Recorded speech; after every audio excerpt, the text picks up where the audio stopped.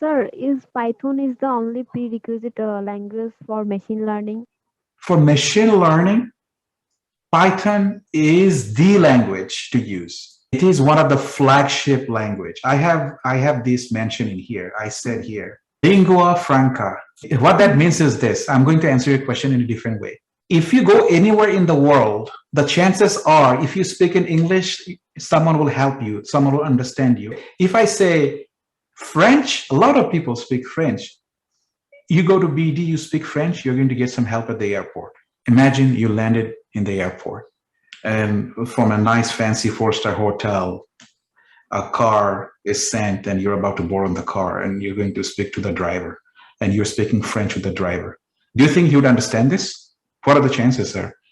As some random drivers in a five-star hotel speaking French. The chances is possible, but the chances are slim, right, Tausif? Yes. Great.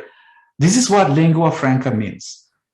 To answer your question, is Python is the lingua franca.